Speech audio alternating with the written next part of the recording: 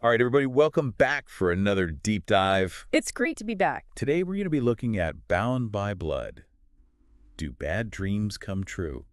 By Alexander Graves. Yeah, this is one I've been excited to get into for a while. Oh, me too. Me too. And, we actually have some really cool sources for this one. Yeah, it's not just the book itself. Right. We've got some audio excerpts, one from the dedication at the beginning of the book, and then also a clip from chapter 1. Oh, cool. So we get to hear a little bit of the writing style as well. Exactly. Yeah. So we'll get into all that. Awesome. Plus, a little bit of background on what Graves was kind of going for with this book, what his intent was when he wrote it. I love that kind of stuff. I think that always helps to add a lot more depth to the story. I agree.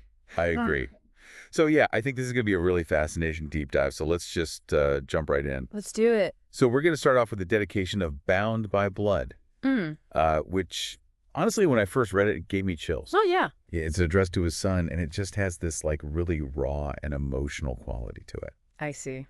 So why don't we just go ahead and listen to that audio clip now? Yeah, let's hear it. Okay, here we go. Okay. Dedication for mere pure heart to pure heart. Memories have left stains on my feet, but I continue to walk. Love always. Unbreakable Dad. Man, Wow. what'd you think? It's powerful the way he reads that. I know, right? Yeah. And especially that phrase, memories have left stains on my feet. What do you think he means by that? I think it really speaks to, how much his past experiences are informing the story. Right. And it almost feels like he's acknowledging that he's carrying some heavy stuff with him, Yeah, those stains could be symbolic of trauma or guilt, Definitely. And I think what's interesting is he's not letting those stains stop him. He says, but I continue to walk.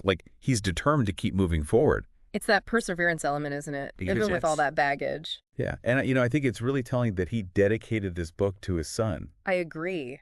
It's like he's trying to explain something to him, maybe share some of the darkness that he's been carrying and how he's dealing with it. Almost like a way of processing it himself, too, by putting it into this story. Yeah, definitely. And I think that makes the opening of chapter 1 even more intense. Oh, really? Oh, yeah. We get to meet Kendall, the main character, and she's having this really disturbing dream. Okay. So let's listen to this clip and just pay attention to the atmosphere that Graves creates with his writing. Got it. Okay, chapter 1. He is acutely aware that every time I step into his office now, I have something up to tell him. And he's right. I don't say a word, don't know what to say. Just sit down in that one-cushioned chair and pick at a loose thread on my sweatshirt. His green eyes sweep over me and his lips fall into a frown. He doesn't appear to know what to say, how to start this conversation. That makes two of us. He pulls out a notepad from somewhere and sets a pen in between his teeth, his brown hair falling in his face. So, Kendall, why are you here today? I bite the inside of my cheek at the question and concentrate on the little paperweight on his desk. I haven't looked at the nameplate since I sat down, so I don't even know his name. It doesn't really matter. I don't need to know. I open my mouth to speak, but close it fast. I can hear my mom's voice in my head telling me this is a waste of time, that my mind is just overactive, and that I have a strong imagination. I wish that's all it was. I look at him, the doctor with no name, and I close my eyes. It's easier for me to talk if I'm not looking at someone.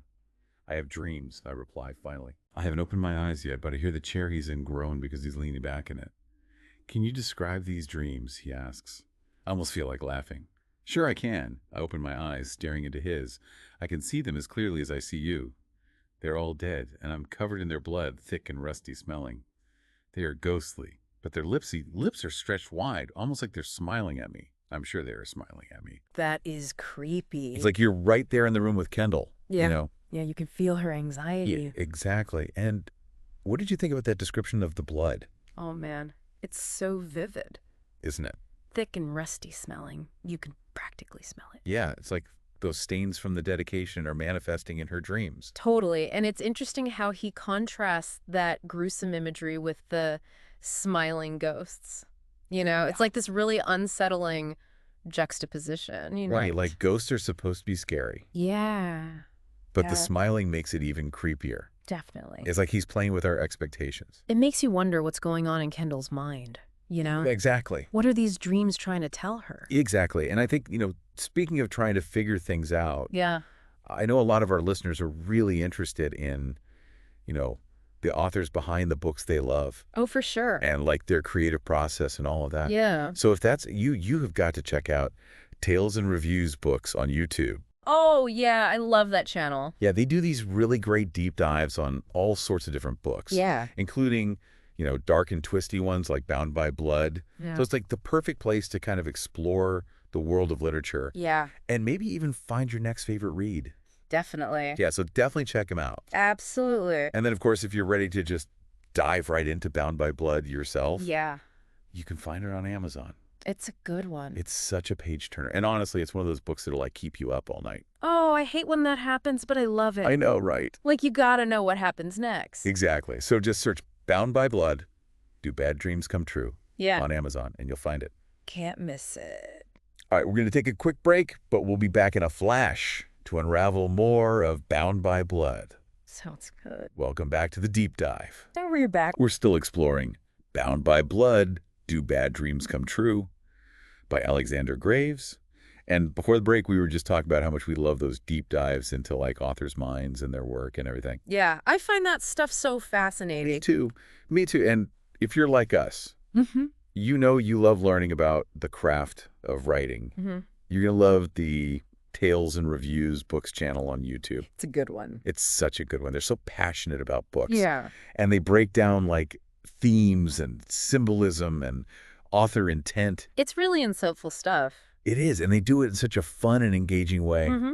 Plus, they cover so many different genres. So there's like something for everyone. Yeah, you're bound to find something you like. Exactly. So head over to YouTube and subscribe to Tales and Reviews Books today.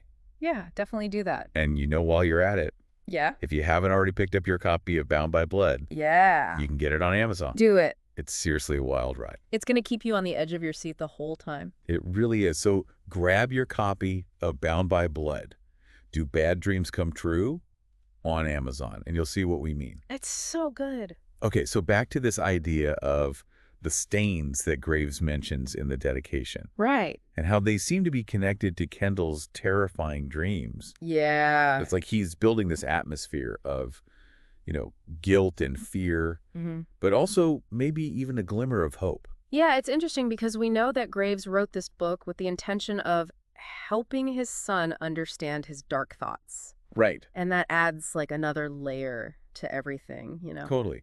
It makes you wonder how much of this story is drawn from his own experiences. Right. Like, are these stains his own personal struggles? Exactly. And if so, how does that shape Kendall's journey? Yeah, It's like we're piecing together a puzzle with each element of the story. definitely. The dedication, the dream, the author's intent. Mhm. They all provide these clues. They're all connected somehow. Right. And it makes you want to keep reading to see how it all fits together. Exactly. And, we've only scratched the surface here. We have. But it's already clear that Bound by Blood is more than just your typical thriller. It definitely goes deeper than that. Right. And I keep thinking about that image of Kendall covered in blood at the end of the chapter. Yeah. Like, is she a victim? Is she a perpetrator? Or is it something else entirely? That's the big question, isn't it? It is. It is. And I think that's a question that each reader has to answer for themselves. By delving into the story. Exactly. So what are you waiting for? Yeah. Go pick up a copy of Bound by Blood and see where the story takes you. You won't regret it. All right, everyone. Thanks for joining us on this deep dive into Bound by Blood, Do Bad Dreams Come True? Until next time. See you then. Bye. Bye.